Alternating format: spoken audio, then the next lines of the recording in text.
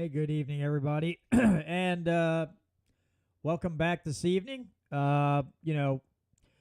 kind of I wouldn't say a free for all Friday because that's not technically true, but I will say I don't have any guests tonight. Just going to talk about certain, one topic in particular, and some other things on top of that. Let me do one thing before I even start. I need to clear my card so I don't have a bunch of. Sometimes I'm not always good about clearing off old audio off my storage in my soundboard. Anyway, let me get the before we get started, good evening, Voodoo and Gary. But I'll get the recording started here, and we shall proceed with the Liberty Talk.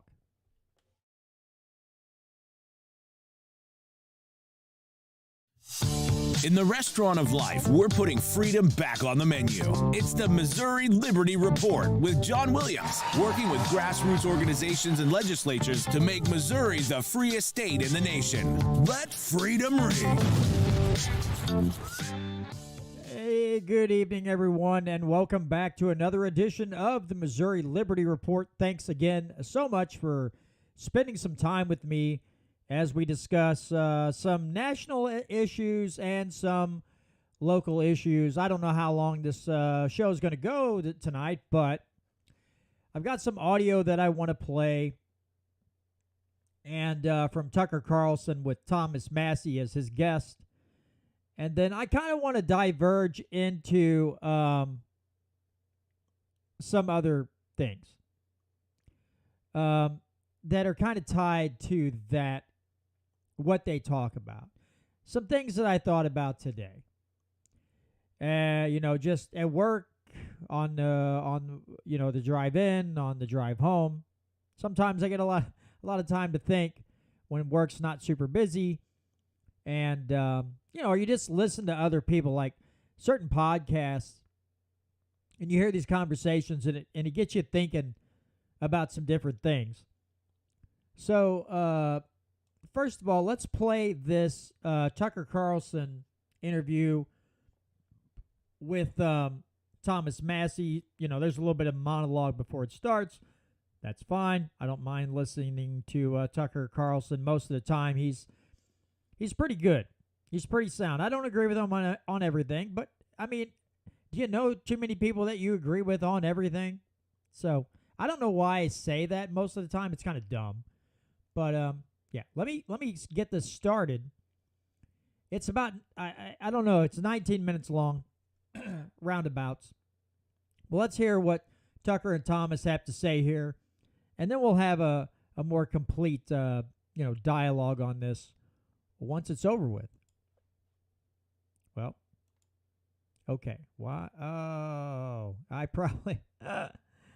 that's probably because things have changed. I went to a different setup as far as my monitors, and now I have to... let's see. Maybe that'll do it. Hey, look at that. John got it fixed. Notice how the bigger the tragedy is, the harder it is for the people responsible to apologize. If I rear-end your car and increase your bumper, I'm happy to jump out and say, I'm sorry, I can't believe I did that. But if I were to, say, invade Iraq under false pretenses and kill 1 million people and spend $1 trillion of your dollars doing it, I wouldn't say a word. I would never admit that was a bad idea. I couldn't. It implicates me too profoundly. The same goes for if I say, locked your kids inside for a year and destroyed their brains and prevented them from getting an education. Or if I say, forced you to take a vax that didn't work that very well might have hurt you. I could never admit that I did that. I just couldn't. Because if I admitted it, I'd have to suffer the consequences. Something very much like that is happening with the war in Ukraine, which has been in progress now for almost 2 years. We were told at the beginning that our support would allow Ukraine to beat Russia and keep Russia from invading the rest of Europe or something. Well, almost 2 years in, none of that has turned out to be true. Ukraine is not going to beat Russia. The only person who's been beaten in this is the United States. The U.S. is weaker, measurably weaker, because of our support for Ukraine in this war. That's just true. The verdict is in. And honest, rational people admit that, no matter what their previous position. But the Biden administration cannot admit that, and neither can the U.S. Congress. And so now there is, believe it or not, an effort in progress to get the U.S. government to send another $60-odd billion to the oligarchs in Ukraine. So another generation of Ukrainian men, this one probably in their 50s, can die in a pointless war on the battlefield. They're not going to win, but the U.S. Congress would like to keep this conflict going anyway. So you'd think someone would stand up and say, this is awful, but almost nobody has. Why? Because the position of the administration is, if you're not in favor of this, sending another $60 billion to the oligarchs in Ukraine, then you're working for Vladimir Putin.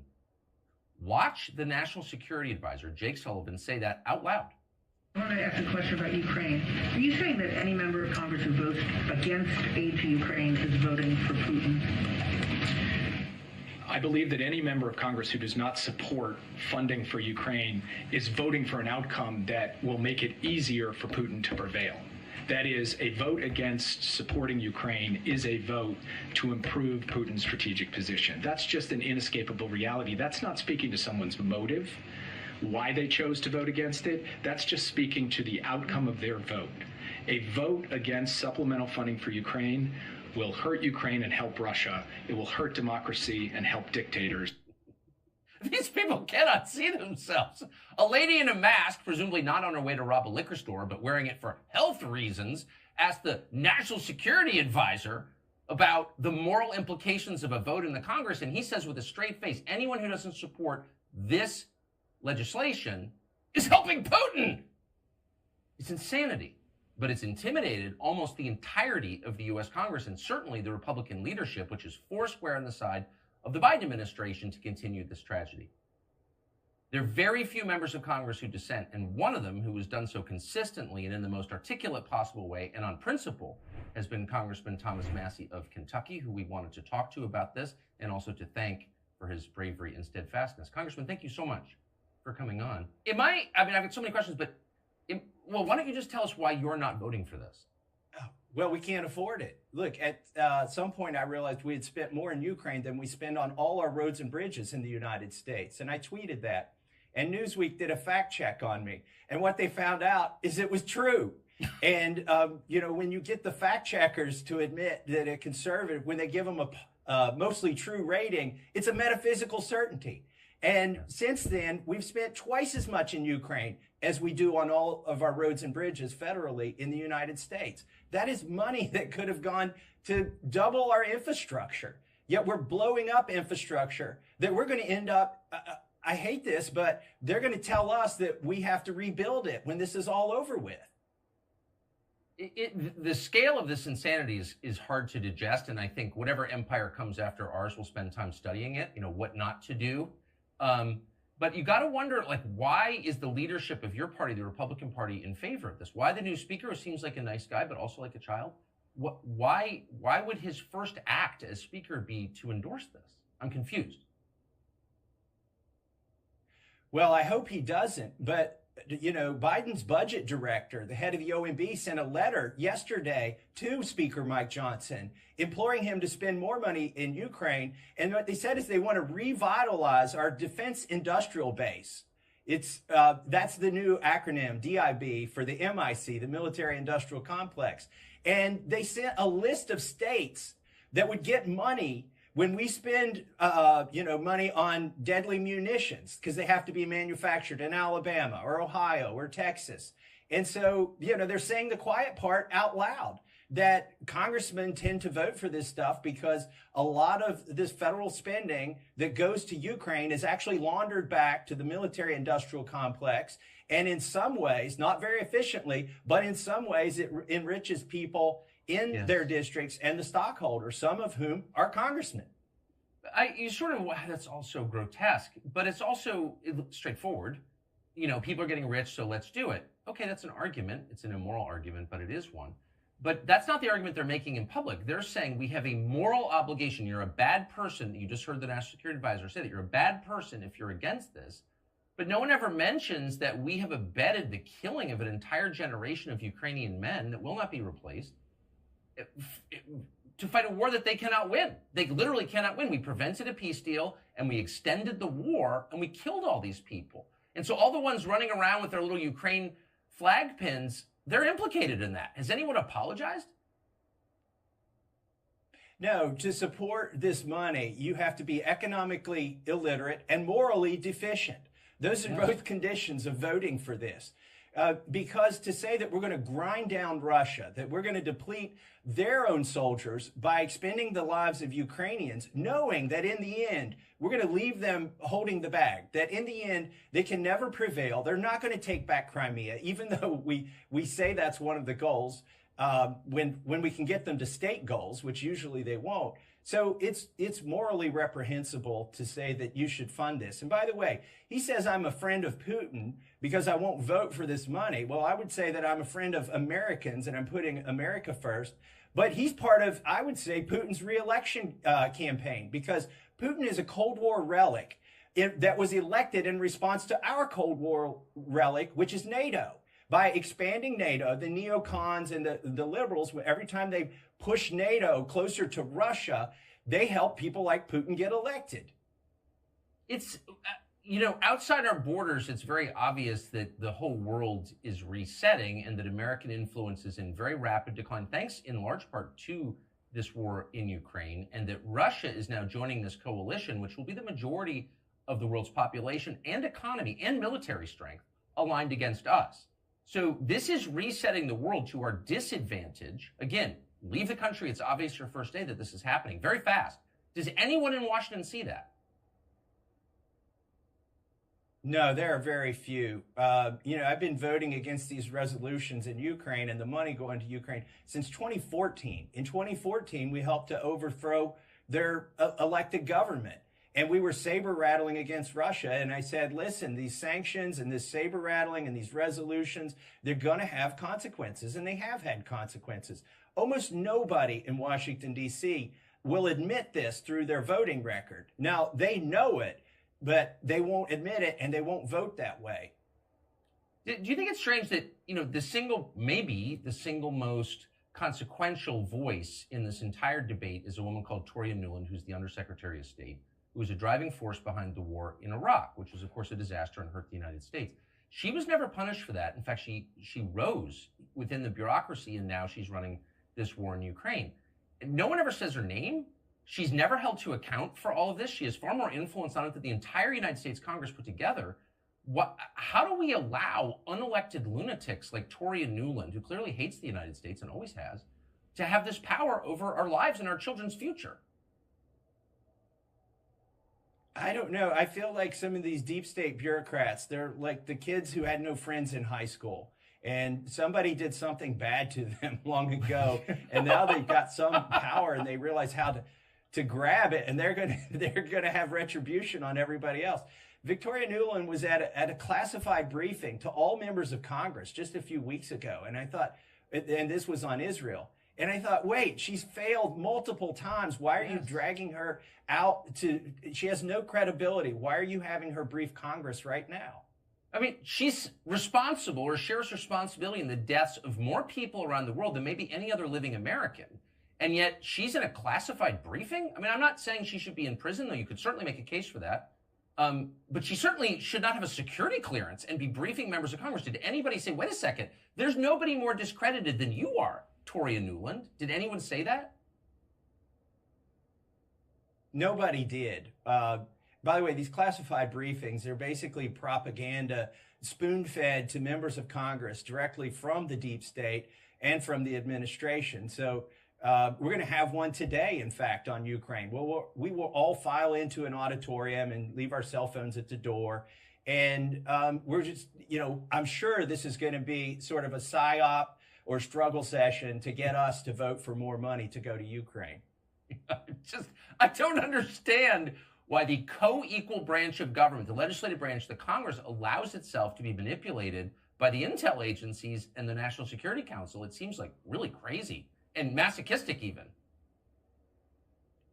Well, listen, a lot of this money, too, isn't just going to lethal aid anymore. We're propping up the government.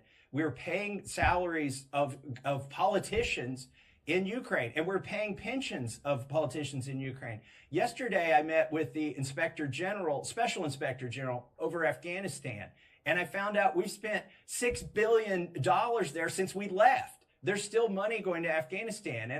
And he said, you really need, he doesn't want the job, but he said, you really need a Special Inspector General over Ukraine. And I said, what do you think? Where could they be hiding some of this money, or where could it be going? And he said, well, look at what they did in Afghanistan. 30 or 40% of the the police in Afghanistan, their security forces, didn't exist. We were paying salaries for people who were on the payroll, but they weren't real people. And now that we're paying salaries in Ukraine, how do we know that those are real people? As a matter of fact, we saw with the PPP program in the United States, people were getting money to pay people that weren't even on their payroll. So there are lots of obvious places to look for waste, fraud, and abuse. I wouldn't be funding it to start with. But if we are going to fund it, we need to have somebody auditing this. It's such a humiliating way to end the American empire, such a self-destructive way. I don't think people fully understand just how deep in the hole we are. I noticed that on your blazer, you've got some kind of device, which I think tells us the answer. Can you explain it?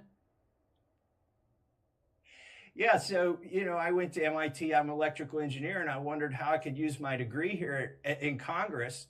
And I decided to build a debt clock that I could wear all the time. I wear it on the floor. I wear it in every hearing. And the design goal was to induce anxiety. We have congressmen and senators who have pacemakers. I thought they needed, their heart shouldn't be normal. It should be skipping beats and arrhythmic. So I built this to induce that anxiety. It's working pretty well so far. In fact, some congressmen, they put their voting card in, they press yay to spend the money, and then they look at my lapel to see if it's immediate enough to show the impact of their vote. But really, we need more people to be concerned about the debt. The interest on this is now going to overtake all of our military spending. We'll soon be paying more for interest on the debt than we do for our entire military. So that's another word for that is bankruptcy. It can't, because these are math questions, it can't continue indefinitely. In fact, I think we can see the end of it on the horizon. Is anyone afraid? No, I don't think so. I think the only way we're going to get any kind of austerity or reality in our spending is when the people who loan us the money quit loaning it to us. Right. And what we'll go into is a spiral there. Like we did during COVID, we printed $5 trillion, created it out of thin air, and borrowed it from ourselves to make it look legitimate, filtered it through the banks so they could get some of the money too. And that's why we have inflation. I'm sorry, it's that simple. You have to be economically illiterate. If you think that throwing another $5 trillion into the money supply isn't going to cause inflation, that's what we have. It's long lasting. Now, the Fed was supposed to be the firefighter, but they're really the arsonist, and they're coming in and they're raising interest rates. And they've raised them to the point where it's going to be hard to, buy a car or move into a house. So I don't think you'll make us feel better when you answer this question, but is Ukraine funding, this will become law, I assume. I don't see any way to stop it. There is some discussion here in Congress about tying it to security on our border. The problem is, I think if you give Biden more money for the border, he'll just process more illegal so-called refugees into the United States quicker. There is talk about limiting it to just lethal aid and telling Europe that you've got to prop up the government of Ukraine, but I doubt that'll happen. There may try to tie some strings to it, but I think the money is going to go through anyway, and I'm worried about that. It's just going to, again, what Biden has asked for, $60 billion. That's how much we spend federally on all roads and bridges in a year in this country. I have to ask you an unrelated question. I don't know if you're prepared for it or not. But so the military has a problem with recruitment, and the military said pretty clearly we don't want any more white men who fought all of our wars. We don't want any more of them, and then drove a lot of people out with the COVID requirements, with the mandates. Now we have tens of millions of military-age foreign nationals here illegally. There have been calls in the Congress for those people to join the military to fill the gap. So you could wind up with a military filled with people who are not Americans and have no loyalty to this country or knowledge of American history or affinity for the culture, and then you're Rome, and then you collapse. Do you think that you will hear more calls in the Congress to solve the recruitment crisis with illegal aliens? I think you will, and I think it's a horrible idea. And you characterized the vaccine mandate correctly. That was a purge. That was an ideological purge of our military. It was a loyalty test to a liberal agenda. It's sort of like taking the sacrament in the religion of COVID. And if you wouldn't take the sacrament, then you had to, leave the military. And now they're dealing with that. A lot of good people were forced out. I mean, pilots who had millions of dollars of training, special operators, and it's sad now that, like you said, we're bringing in people with a different loyalty or no loyalty at all if those senators get their way. It's absolutely terrifying. Last question, a topic that most people aren't thinking about. I certainly don't understand, but I know you're focused on it, so that's probably important. And that's meat. And you've got a piece of legislation that will address what you think is a problem with the way the U.S. government regulates meat. Will you tell us what it is? Yeah, absolutely. I've got a bill called the Prime Act, and it's in response to the fact that 85% of the meat that's served in the United States is processed by one of four meat packers, and one of them's owned by China, one of them's owned by Brazil. So there's this monopoly on the meat industry. And the irony is farmers can't sell directly to consumers in their own counties and their own states. They have to ship these things across the country. And it's affecting the nutrition of our food, the safety of our food. So what my bill says is if the farmer and the consumer and the local processor are all in the same state, if there's no interstate commerce involved, then get the feds out of it. Yes. And I've got some good news to report. We're making some progress on the Prime Act. I may get some portion of it in the Farm Bill. I've been fighting for this for 5 or 6 years, ever since they got rid of country of origin labeling on meat in the United States. I realized that this was something that I needed to get done. So we're working on it. We got good success, and even working across the aisle. I've got Democrats who are helping to sponsor this. In fact, the main sponsor in the Senate, you may be able to guess this, is Angus King. He actually sounds like a beef offering at one of the local fast food places. He does, actually. Foreign control of our food supply is a bad idea, and I hope everyone recognizes that. I mean, come on. Yeah. Congressman, look, this would be in the Bill of Rights if it weren't so obvious. Well, that's exactly right. It ought to be. It's great to see you. Thank you for your bravery. All right, so there's that. Again, I wanted to play that. I know I'm not the only one asking this question. I know I'm not the only one thinking these things. It's just that listening to that, hearing some other things on the way home, or actually on the way to work, and on the way home, brought a lot of thoughts and questions to mind.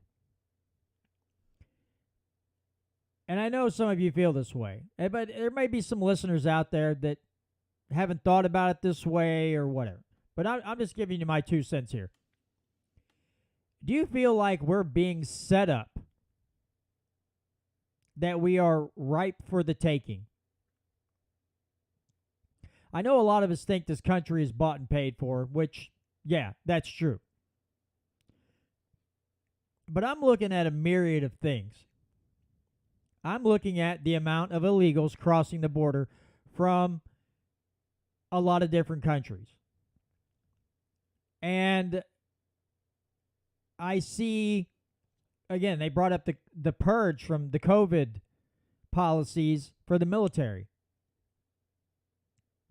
I see that our manufacturing of military goods can't keep up with sending stuff to Ukraine and Israel.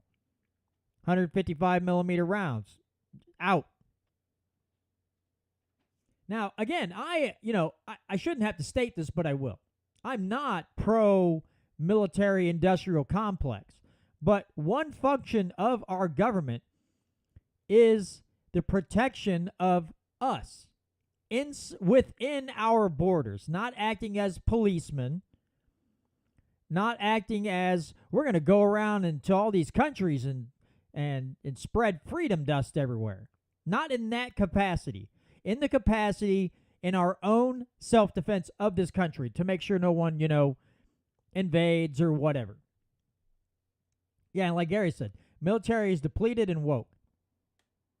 So we are sorely lacking in military supplies. The amount of, recruitment is down. We had a big purge. We have all these things, and we are fighting proxy wars. We have Ukraine and Russia. We have Saudi Arabia and Yemen. We have Israel and Hamas, or, Gaza, and the Palestinians. We're fighting proxy wars everywhere. And yet our own military is suffering so badly.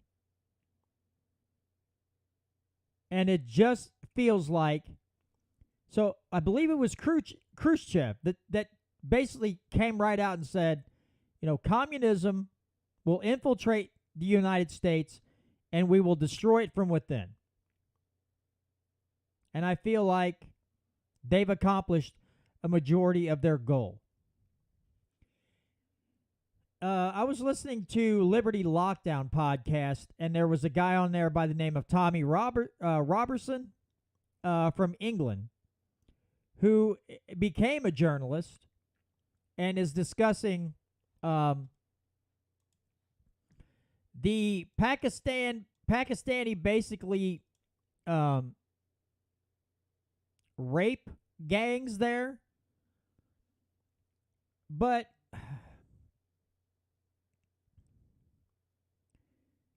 he said something in that podcast which really,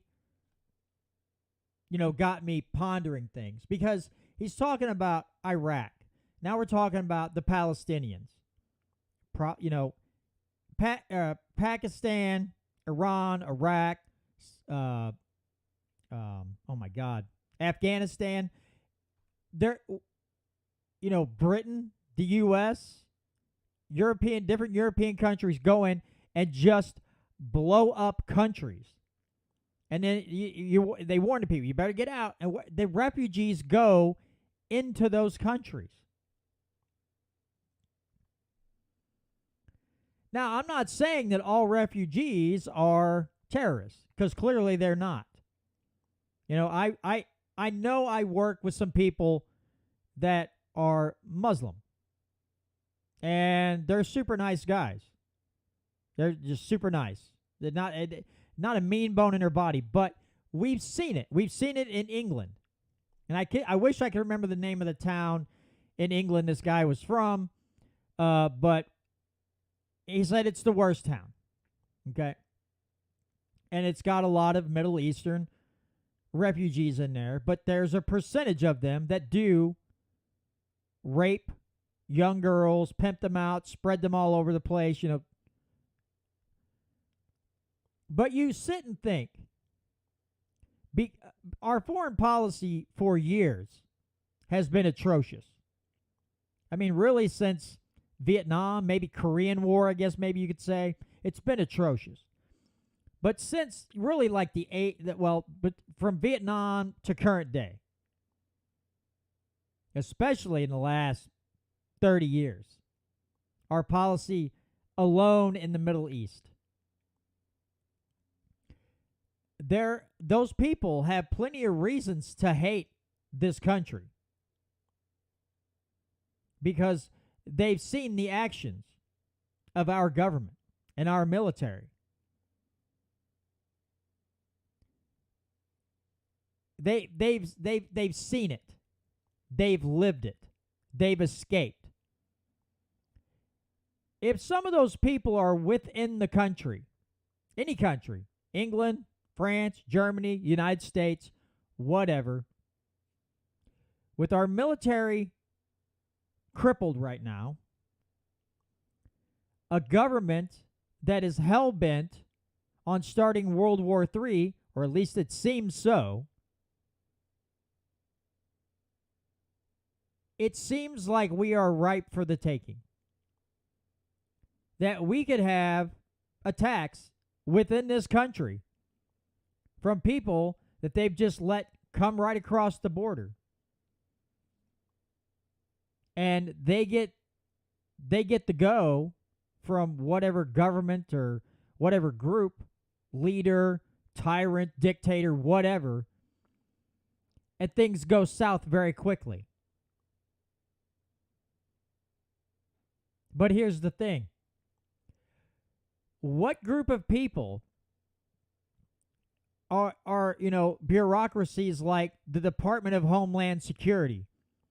What is their focus? Is their focus on folks just pouring across the borders? Or is their focus on us, the American people, that they've deemed the highest threat for terrorism? We have a government that is turning its back on a lot of shady things and focusing their efforts on us. Again, I'm not saying that all immigrants or, illegal aliens are coming in here to do harm. That's a naive thing to say, and that's, you don't paint you don't paint a blank portrait like that. You don't just make a blank. At least I don't. I try not to make blanket statements like that because I think it's false and it's not accurate. But the more people you just let stroll across, that probability of there being some evildoers in there goes up tremendously. But because Marxism and communism and all these other things, even things like the Muslim Brotherhood, they will have you, they have society saying to themselves and girding themselves against being called a racist, so they will not point these things out, and instead not paying attention to our government focusing its money, its power, its attention on the American people. And then you talk about, well, like Patriot JC, they are allowing these illegals to come to be the new military. We have been taken over. I'm just saying, folks, something is not right. Something is amiss. And, listen, I don't want to come in here all doom and gloom all the time, but good Lord. When you look at all these things, it points to something. It points to something horrific. It points to something that tells you, it should tell you, that your government doesn't care about. The people in Washington, D.C., 99.9% of them don't care about you. They want you under their thumb. They will allow evil at every turn. They will cover up each other's crimes. They will make millions and billions off wars to line their own pockets. But you and I are the biggest threat. We are the biggest terrorist threat in this nation. According to them, according to those jackwagons in D.C., we're the biggest threat. Now, I'm sure all of us have a problem with that. We see the fallacy in that. We see that that's patently false. But to them, it's true. We are a threat. but not to the nation, not to our neighbors, not even to people who immigrate here lawfully. We're not a threat to those folks. We're a threat if you have a people who are dissidents, that don't play along, that don't go along, that don't fall for all the little pit traps, that don't buy into the propaganda. And as Thomas Massie said, the psyops. Yeah, we're a threat to those people. We're a threat to the people making the decisions that are putting a lot of lives at risk playing Russian roulette, no pun intended, in this Ukraine-Russia conflict.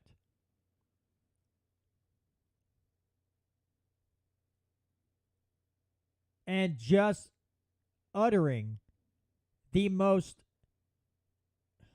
awful garbage you can think of. And here's the thing.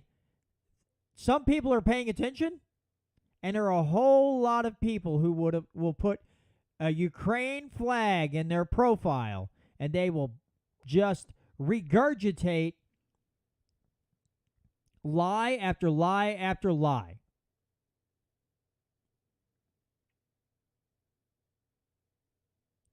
And you want to talk about people that are problems? Those people are the problem. People who don't understand that the federal government sees them as the enemy. Because let's face it, we are a highly armed populace.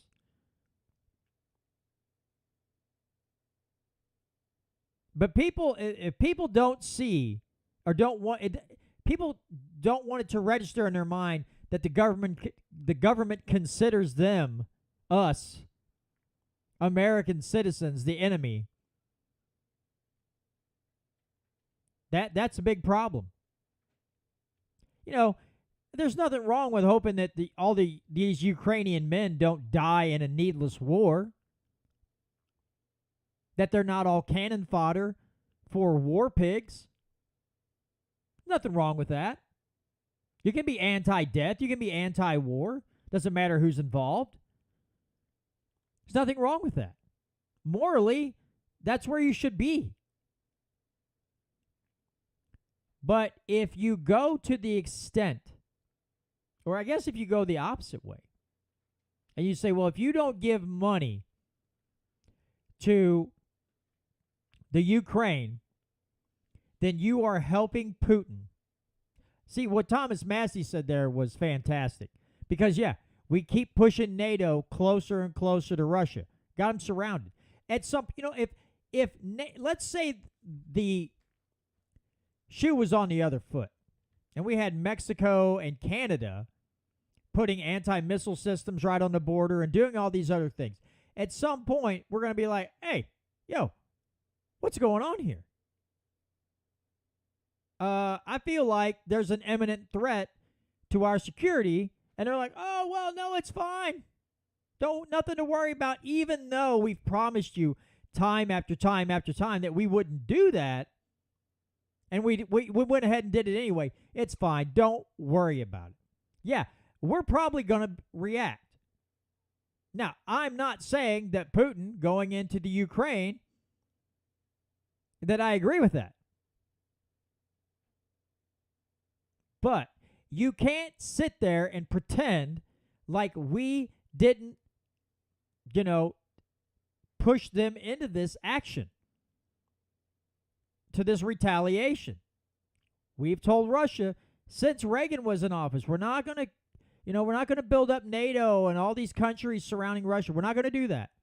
I mean, when you have like 59 people submit a letter to administration saying, hey, don't keep asking these countries to get into NATO. You're not going to like the results. And what do? They do it anyway.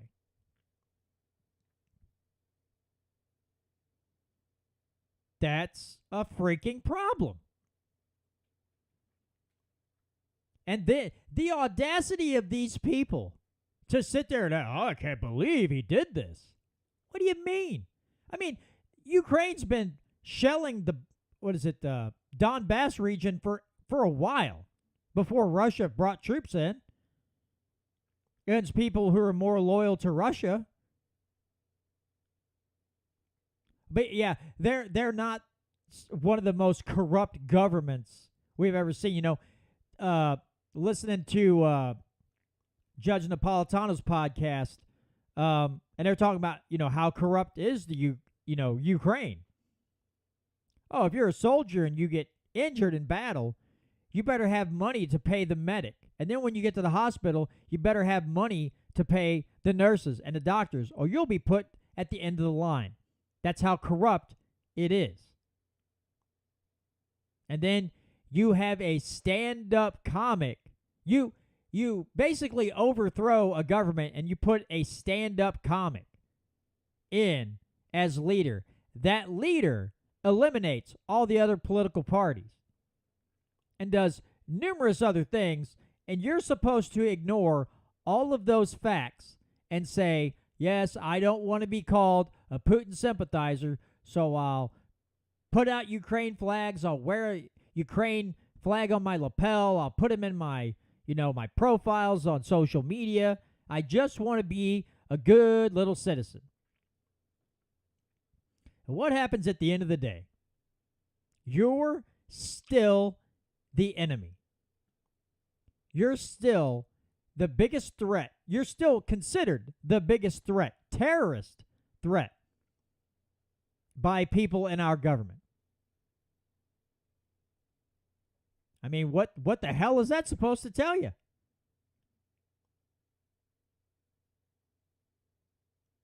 We just have,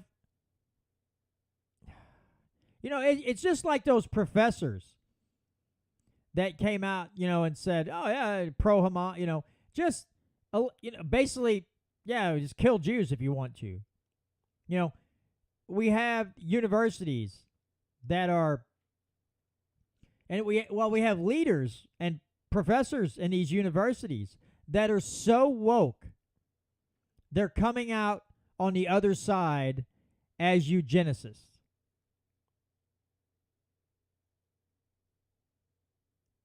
And people send their kids to these colleges. I would really hope, I really hope that you would start seeing enrollment drop in these places. I mean, it even did at Mizzou for a few years. Enrollment really went down after that whole hubbub about, the journalist teacher who got mad and tried to kick other journalists out.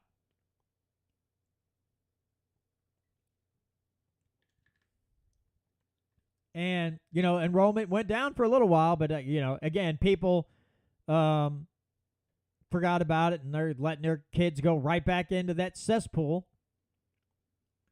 And listen, I understand there's colleges far worse than that, but college is supposed to be an institution of higher learning, not an institution of propagandizing kids or, young adults. Not an institution of making you feel guilty about what skin color you have. DEI and CRT, not supposed to be institutions of that. For those things. And yet here we are. The stupidity knows no bounds. Because we've been taken over. And at the end of the day, this is why you have to make sure you get your state in order. I've given you plenty of examples. It doesn't take much research to find this information. I'm not some kind of prophet. I'm not some kind of genius. I'm really not that smart. But I can see that it's the writing is clearly written on the walls in bold type. Really bright orange or yellow spray paint. But the people, Thomas Massie is the only guy I can think of in D.C. that I would trust Rand Paul at times. Maybe Mike Lee once in a while. But if you had said, hey, you can pick any of these people to oh, this guy's homeless. You want to let him? Yeah, Thomas Massey, come on in, bro. You're more than welcome in my house.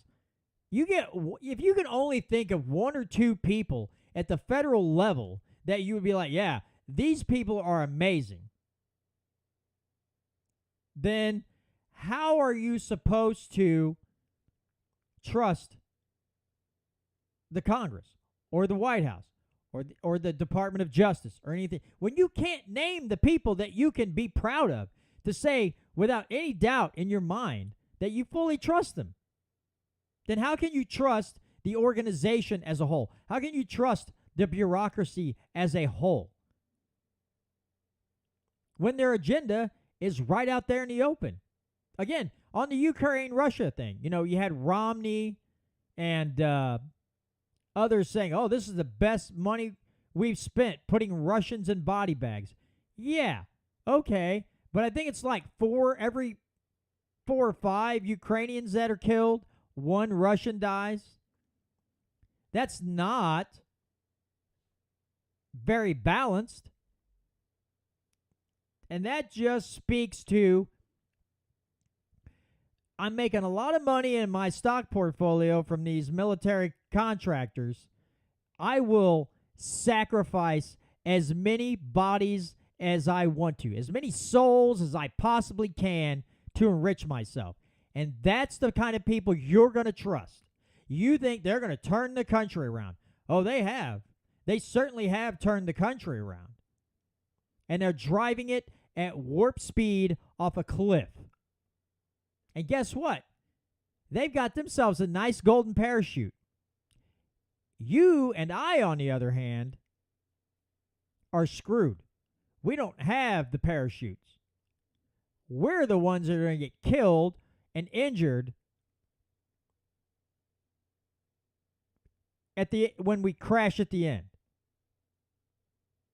Why would you put your faith in a body of people who act like that when you literally cannot control their actions? Why do you still take and put so much energy and thought and fight amongst? There's so much fighting amongst people when that energy could be put into something way better, way closer to home, way more effective, way more efficient than donating money to people who don't care about you.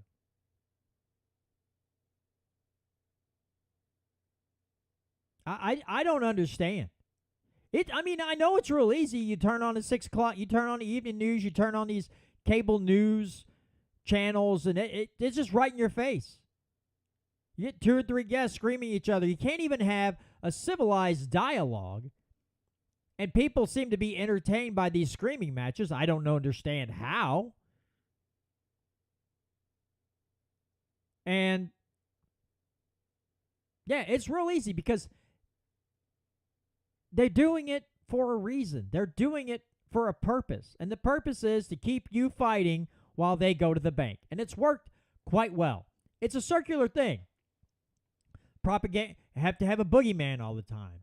You have a central bank, so you have to have perpetual war. The system is set up perfect for them. For us, not so much.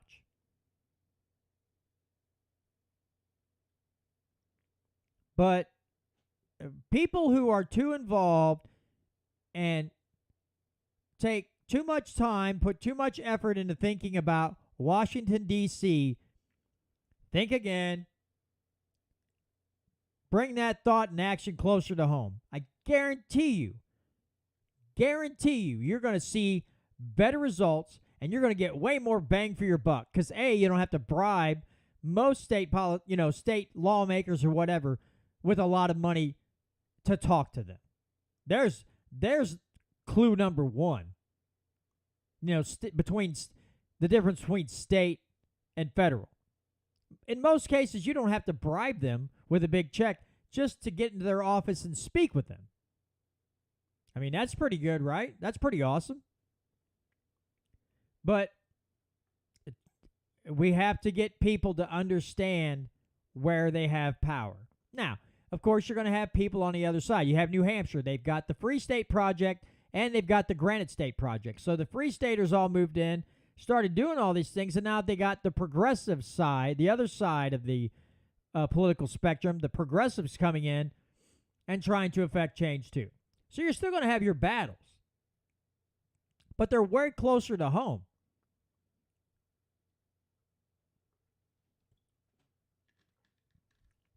It's just something I, been thinking about a lot lately.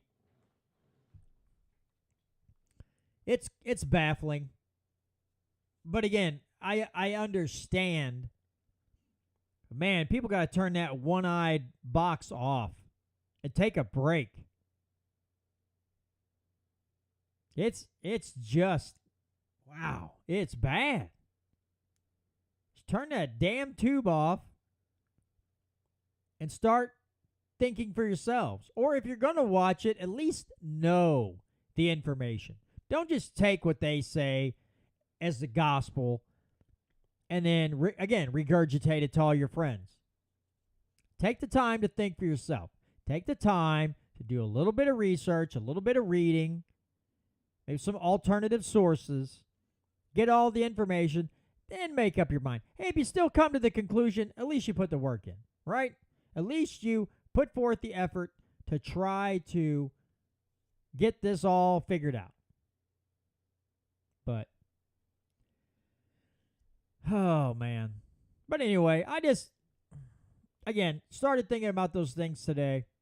I didn't have a guest lined up. I thought, well, I could probably talk on this for a bit. And I've got some other articles I want to get into. This one's from Missouri Net. And the title is Eigel hopes to get property tax abolished in 24. A proposal that would have reduced property taxes on autos, farm equipment, and other personal property failed to pass in the 2023 legislative session. The bill's sponsor is State Senator Bill Eigel. Next year, he hopes to eliminate property taxes altogether. Eigel is filing a constitutional amendment that would require spending discipline to offset property taxes at the local level. Basically, specifically how it's going to work, it's going to require a combination of either spending cuts or revenue growth, natural revenue growth to reimburse local counties for personal property tax revenues that they may be short on, and at the same time, it will get rid of personal property tax in the state of Missouri. He did not specify how he would increase revenue to help offset the elimination of property taxes. Eigel says this is not a special interest bill. There isn't a single lobbyist working the hallways of Jefferson City trying to help me get this bill passed. This is a bill that I filed and I have wanted to take up and be the champion of because I know how many Missourians are actually hurting out there.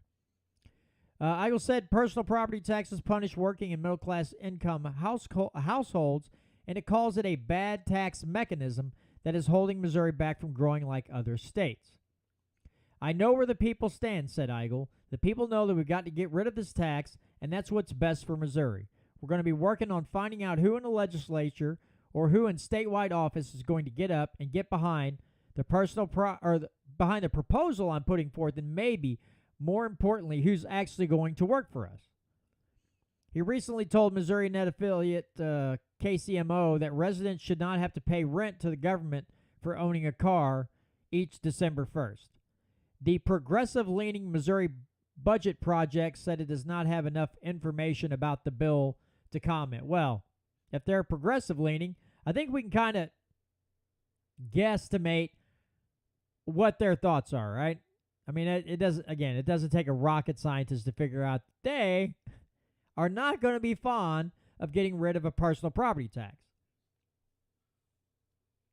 Because progressives love they call them progressive, it ought to be regressive. But progressives are really fond of regressive taxes. Anything that's going to hold you down and gain money for the state in a greedy fashion. Yeah, progressives are going to be all over that. Just don't be racist when you do it. I mean, honestly, just don't be a racist and we're all good. All right? No racism.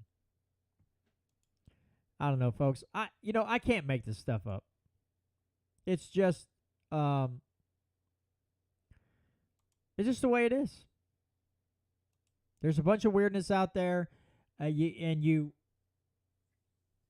try to figure out you can try to do this mental exercise where you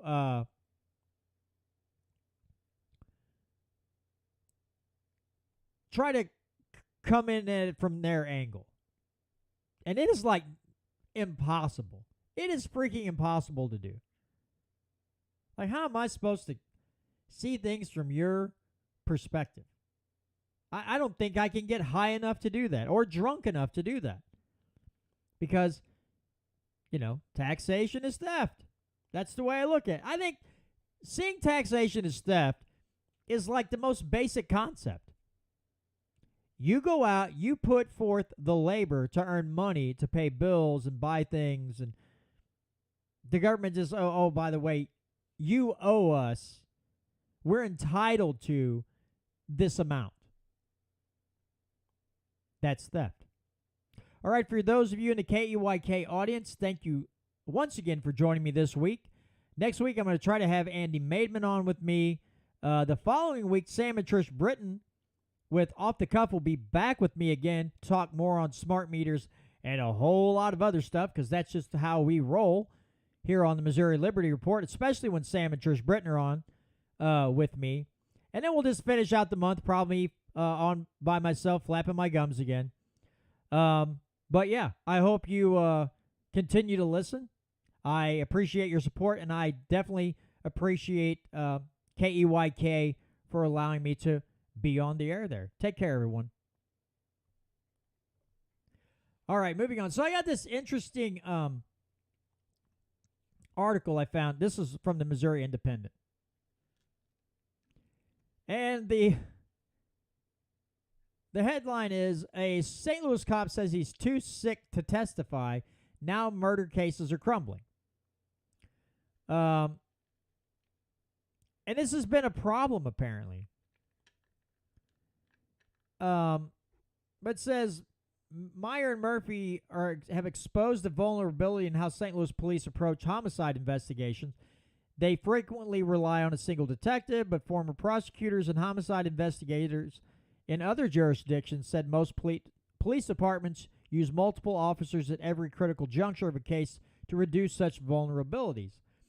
When a homicide case is properly investigated, ideally there should be redundancies built into the investigation, so you shouldn't be reliant on a single police officer for any fact.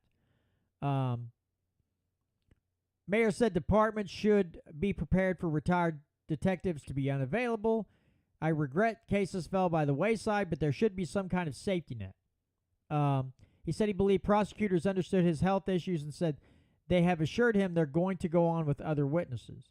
Now, Mayer is one of these. He has served as the Missouri president of the Fraternal Order of Police. And he says retired police officers should not be expected to testify because retirement is meant to be retirement. And he said his doctor told him he's too sick to testify, though it's not the first time Mayer has claimed illness has prevented him from carrying out his duties, and not the first time those claims have been questioned.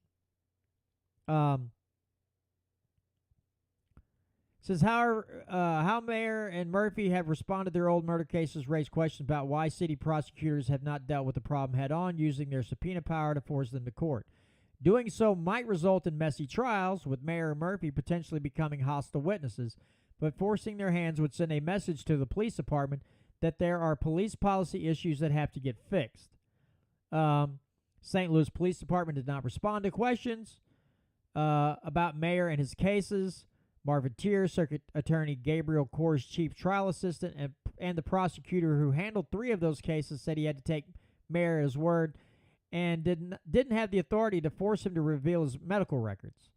But yeah, there's been shooting deaths and stuff that he was over, and he's just now too sick to testify. St. Louis just has a problem, do they not? St. Louis has an awful problem. First it was Kim Gardner, and now they have, problems apparently with cops not wanting to testify in murder trials, which makes it a little difficult sometimes to prosecute the offender. If they actually are guilty of the crime and you can't get the cops in there to testify, wow.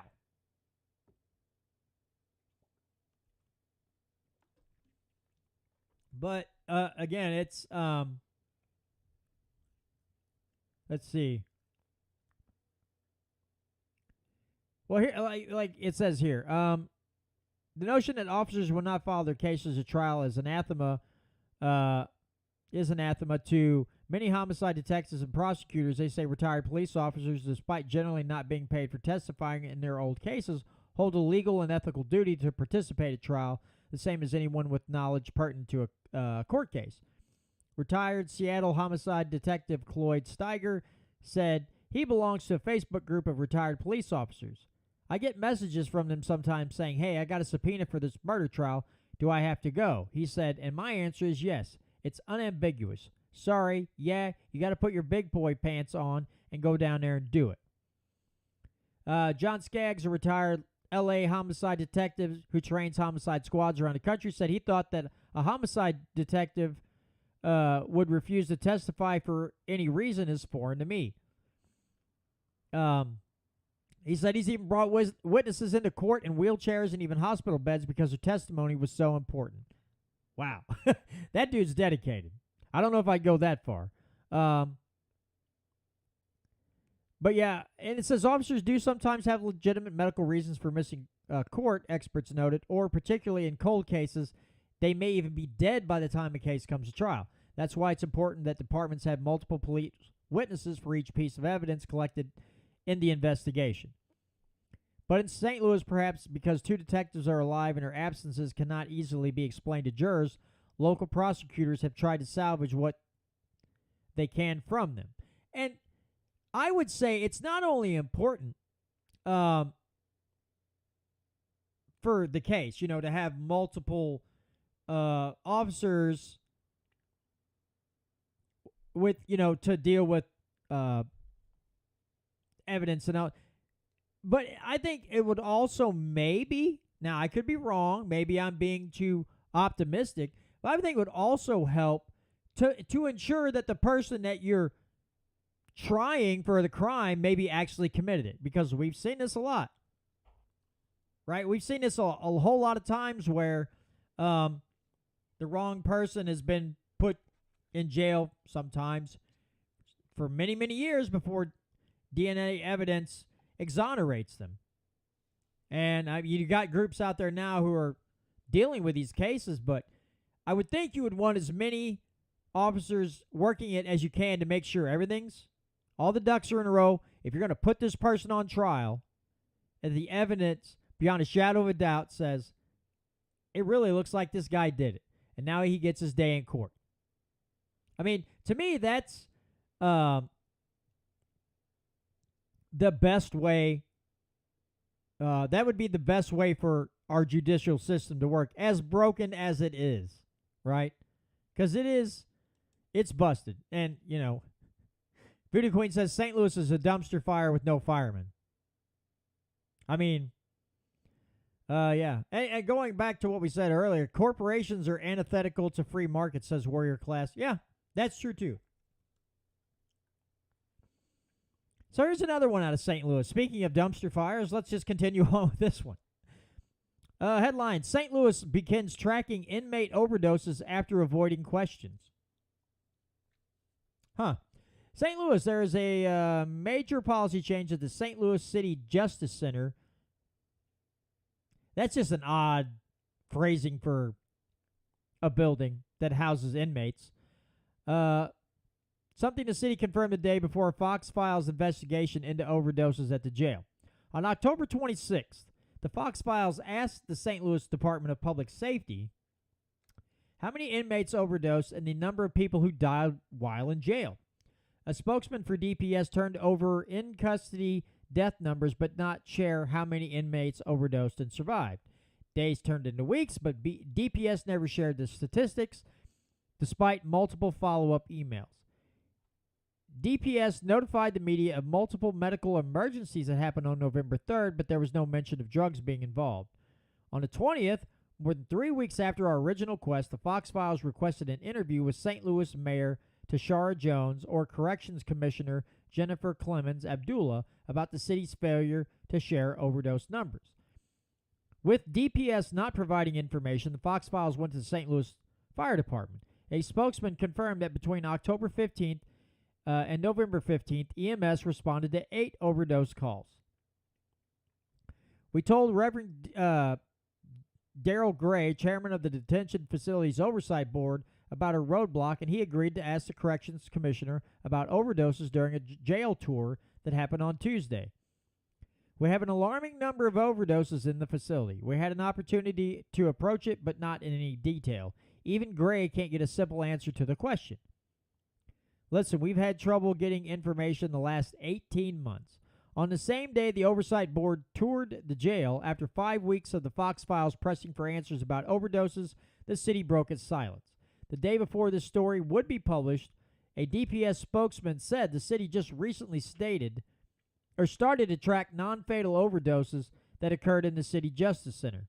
As for when the jail began tracking data, the city wouldn't say. A spokesman did say that the jail's health contractor monitors each time Narcan, a drug that reverses an overdose, is used. The city did not have that information readily available to share with us. St. Louis Alderman Rasheed Aldridge, who is on the Public Safety Committee, posted his concerns on social media several hours after the Fox Files told him about the back and forth we had with the city surrounding overdoses. I like the jail commissioner personally, but when it comes to accountability and actions to improve the CJC, I don't have faith she is the best person for the job. While the Fox Files requested an interview with the mayor, her team pointed us to DPS for information. I guess the main question is, how on God's green earth are all these drugs getting into this jail? How you have 8 overdoses in a month's time? How, and they're giving Narcan, so you're assuming it's heroin or something to that effect. How is this getting in there? It begs the question: is that the thing they don't want to look at? Is that something they don't want to admit to, that somehow there's an awful lot of drugs getting into the detention center and you have 8 overdoses in a month? I mean, what again, government doesn't want to look bad. And the department to correct, because St. Louis is so bad. They have such a bad name. Just in violent crime alone, you add anything on top of it. Yeah, Voodoo Queen says side hustles? I don't know. Nothing is out of the realm of possibility in this case. And it's just a prison thing altogether. They still managed to get the drugs in there. I mean, weed, I don't know. I don't even like saying weed's a drug anymore. I really don't. I consider it medicine, but it's still, the feds still say it's not okay. So, but that gets in a lot of narcotics, pills, heroin, meth, gets into these jails. How is it getting in there? What, and I don't know. I've never tracked. I wonder if I can do a quick Google search. Let's see. I'll just put in Missouri prisons. And I'll put 2022. Let's see if we can get a thing. Here we go. The death rate in the state's prison system increased 34.6% from 2018 to 2022, which saw 135 deaths. This year is surpassing so this is 2023 is surpassing 2022's rate, even as the pandemic has waned and physical mail was stopped last year in a measure aimed at keeping drugs out of facilities. So I guess they're saying it was coming in the mail. I thought they thoroughly checked the mail. I don't know. I mean, the Missouri Department of Corrections has a problem all on its own because they're highly understaffed because I guess they're out of all states, corrections officers, like almost in every other state, are paid better than Missouri's. And so they have a shortage of corrections officers. Now, I'm just saying, maybe if you didn't put people in prison for things where there was no for victimless crimes, like possession, stuff like that, and you got the prison population down, maybe the shortage wouldn't be so bad. Maybe you wouldn't need as many corrections officers because you didn't put everybody in jail, even for victimless or nonviolent offenses. I mean, it's just a thought. I'm just putting it out there, you know. I don't know, but it sure begs the question. It sure begs the question because our our justice system is busted. It's broke all to hell. And speaking of weed, I did see an article. Let me pull this back up. Dadgummit. Get my email program back up here. I love Proton Mail. I love it because when you like they go so far as to they don't load certain images because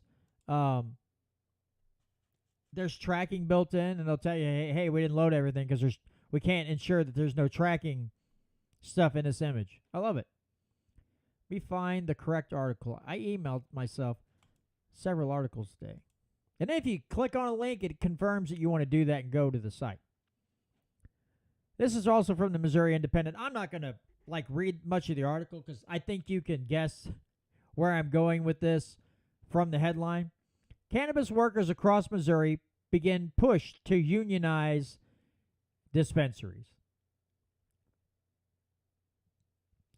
So they're going to price. Listen, this is why years ago on my old show, my very first radio show, Re-Education Radio, whenever I talked about legalizing marijuana, I always put it in as my motto was legalization without regulation. Or or at least if they're going to regulate it, not to the extent that they're regulating it now, with the god-awful amount of taxes on recreational. Now we got these dispensaries, people want to unionize, the prices are already stupid high, and it's going to shoot up through the roof. And I think people have been fired for trying to unionize their dispensary. Somebody told me that there's one, I think in Jeff City. Let me see if I can find this. Or somewhere. That was union.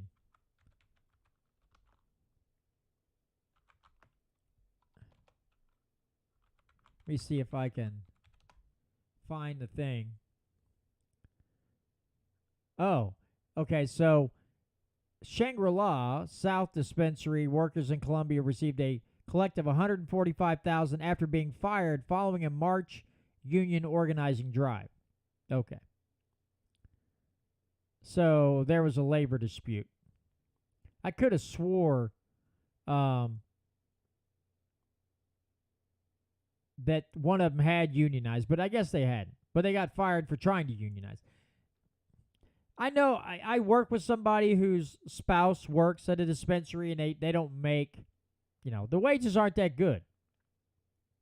Like $13, $14 an hour, something like that. But it's retail sales. I mean, a lot of retail salesmen don't make good money. That's just the way it is. It's unskilled labor. I mean, don't get me wrong. Working with the public sometimes takes a lot of skill. It takes a lot of patience, right? But it's still not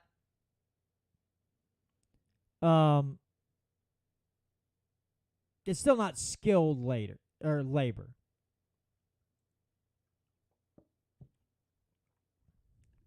Now, Voodoo Queen says non-paid child support is truly a farce. Yes, they may be deadbeats, but not jail or prison sentence. Double charges, one for the incarcerated and welfare for the custodial parent. So years ago, I met a gentleman who was married, they had a kid. The wife up and took the kid out of state. And then she still won her case, got the kid.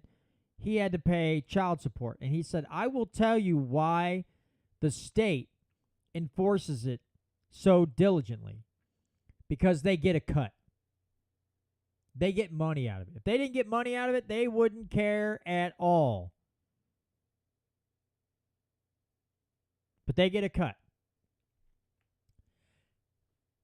Speaking of child support, I saw an interesting video. Now, I'm not agreeing with the points, but this gentleman was asking a woman about abortion.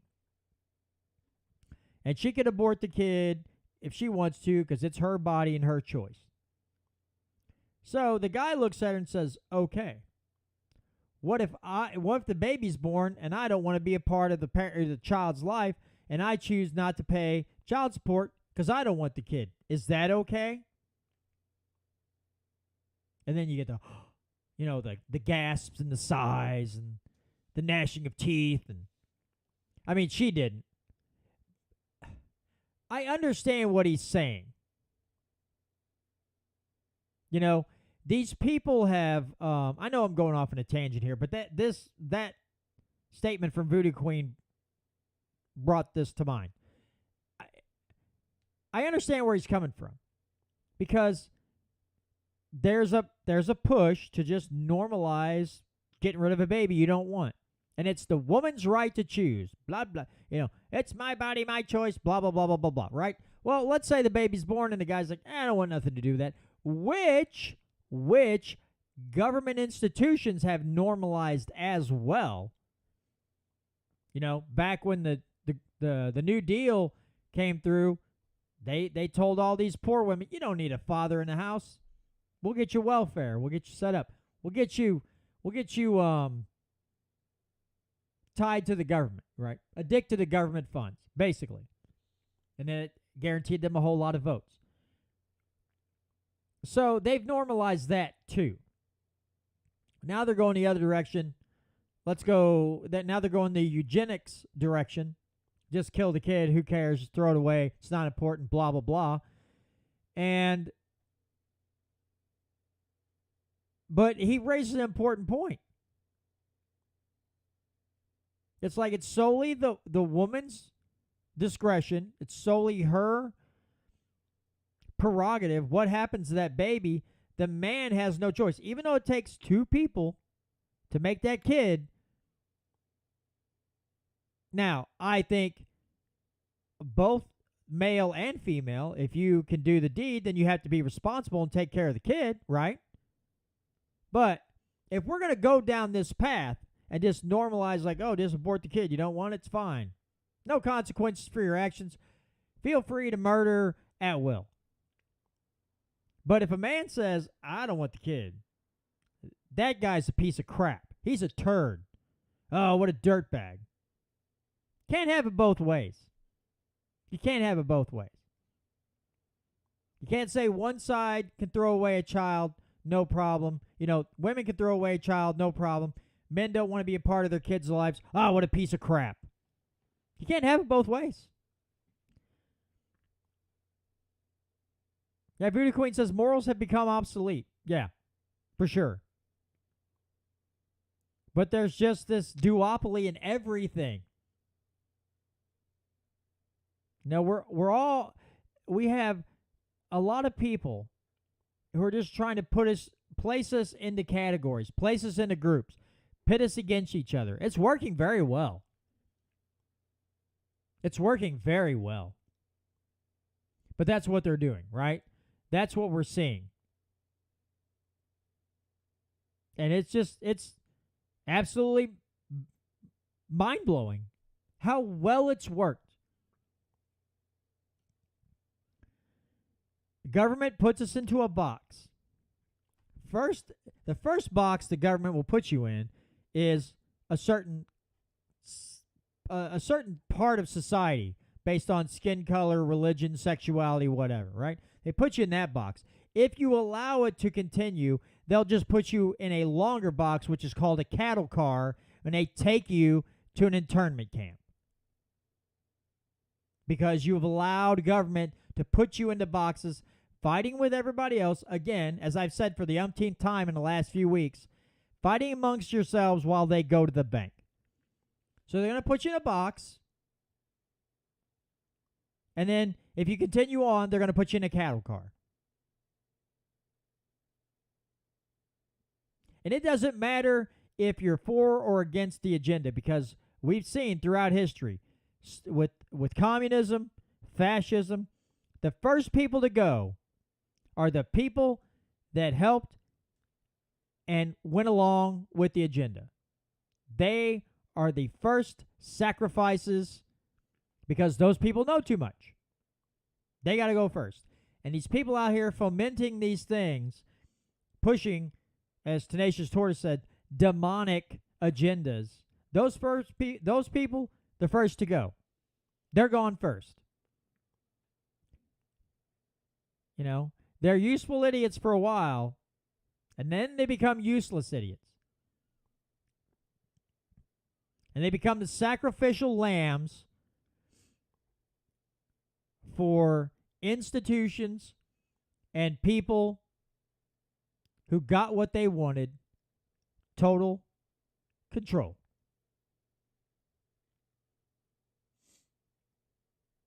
Sacrificed at the altar of government. If people will sacrifice themselves because it feels good to spout stupid because someone pulled on their little heartstrings and made them feel bad about something. And so instead of being virtuous, actually being virtuous, they're going to have these fake, this virtue signaling, right? Elon Musk just said this a while back. There's a difference between actually being good and acting good, or pretending to be good and acting evil, doing evil things. There's a big freaking difference. And people need to figure out which side they're on. Are they actually on the side of good, or are they on the side of evil? Are you on the side of people who will sacrifice so many lives to enrich themselves and enrich their friends and throw life away like it's just nothing? Or are you on the side of liberty and freedom, where you want to see people prosperous and making their own decisions and building a community where the only interest is sustainment, and not sustaining in this stupid environmental BS we see everywhere, but just sustaining a good moral foundation? That's the two sides that we have now. Now, there's a whole lot of people in the middle too, right? Those people have to pick a side. It's almost too late. Pick a side. And I would hope you'd pick the side of liberty. I would hope you'd pick the side of freedom. I would hope you'd want to be one of those people who would want to create a society that history would look upon, like the founders, what the founders did, and turn this ship around, even if it's your local and state level. I'm not talking, it doesn't have to be nationwide. If you just turn your area around, you can turn your state around and be a bastion of freedom. People who are intelligent will look back and say they did it the right way. They did the moral and just thing. And they didn't go with a fad They didn't go with what some idiot told them. They didn't look at everything as, is whitewash the history and be like, oh, I made sure I got rid of my white privilege. I checked my white privilege at the door before I did anything. Intelligent people are going to look at that and say, man, he fell out of the, he or she fell out of the stupid tree and smacked every branch on the way down. At least that's the way I see it. I know a lot of you see it kind of the same way. You may not, equate it that. You may not, put it quite that way, but I think we can agree on that, right? They fell out of the stupid tree and hit every branch on the way down. Yeah, Warrior Class 3 says the best way to not have an unwanted child is to not have sex with a woman you don't love.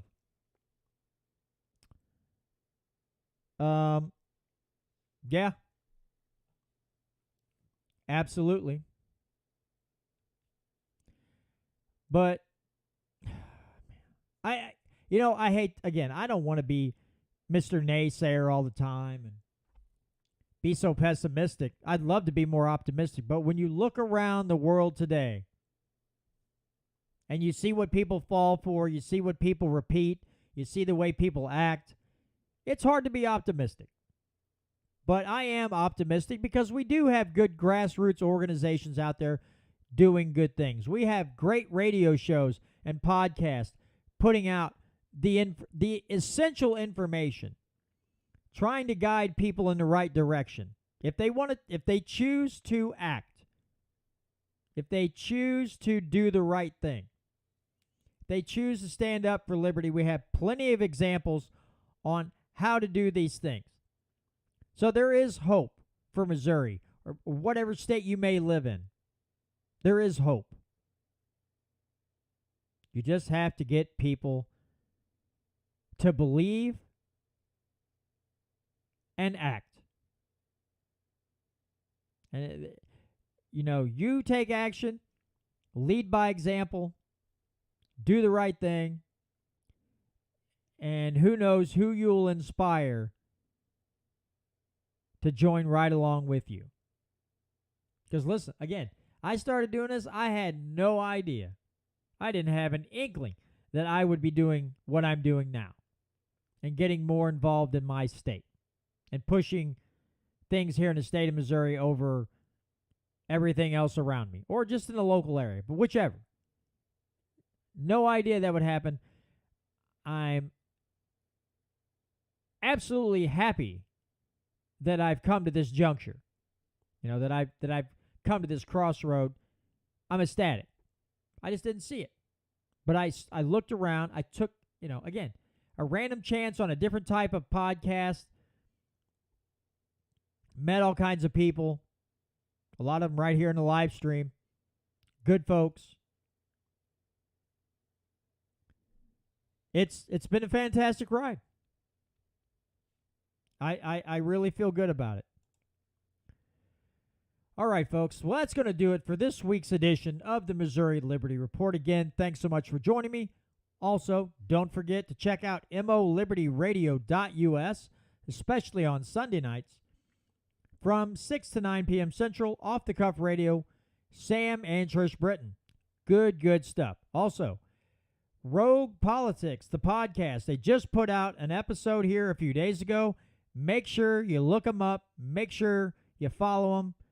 And you keep up to date because, again, they follow the money. They're going through the budget. Heck, they found enough money in the budget in this last episode. Go check it out. They found enough money in that budget, pork, stupid stuff, where you could, that would make up the money that they would lose from the personal property tax. Catherine and Kirby have done it. They've done the work. They figured it out. And they just go through some of it, not all of it. But they've done the work. Great stuff. Also, go to mofree.org.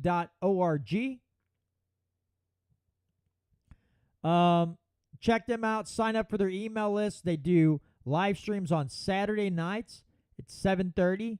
Twitter, Rumble, Odyssey, YouTube, Facebook. But you sign up for their email list. They'll give you a rundown on what they're going to be covering.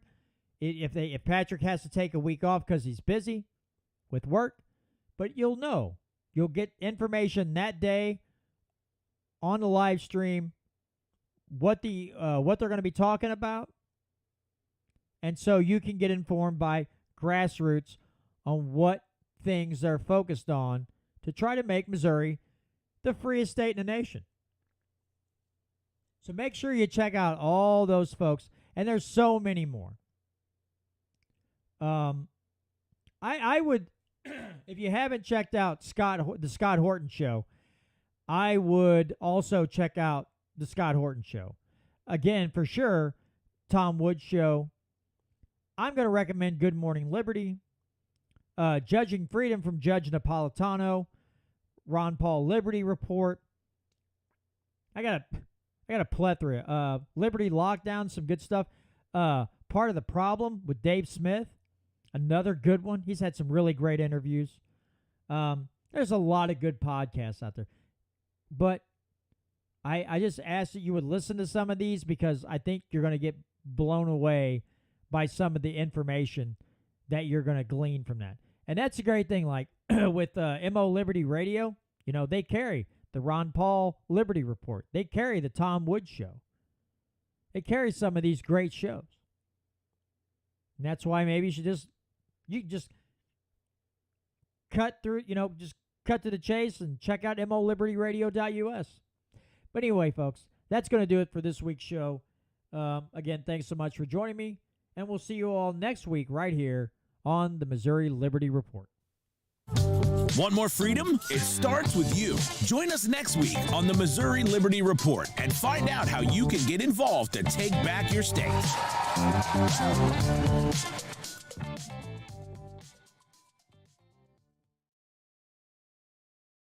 All right, thanks again, gang, for joining in with me tonight. Appreciate all of you. So, Mr. Martz, Voodoo Queen, Gary, Patrick, Warrior Class 3, Tenacious Tortoise, Casey Rich, Patriot JC. I think that was everybody. Yep, I think I got all of you. Thanks again. You guys are great every week. Comment sections, nice and lively. Always good comments. Always good questions. Again, I'm going to try to get Andy Maidman on with me next week. I haven't contacted him yet. I'm going to have to do that. I get done doing this, I got a whole boatload of pictures I got to edit, and that should be fun. I haven't edited a batch of, I probably got 400 photos to go through and edit of a high school basketball game that I did on Wednesday night, and I have never shot sports like that before, so this was something new, especially indoors. Lighting's a little funky. It's a little challenging. Got to set your ISO way up so you get your shutter speed up enough to freeze the motion, but I get on and do that now, which that should be fun because I haven't really done some heavy editing in a bit. But anyway, folks, thank you so very, very much for coming on with me and joining me like you do every week. Greatly appreciate each and every one of you. With that being said, we'll see you next Friday right here on the Missouri Liberty Report, folks. Take care. Have a great weekend. Be safe. We'll see you next week.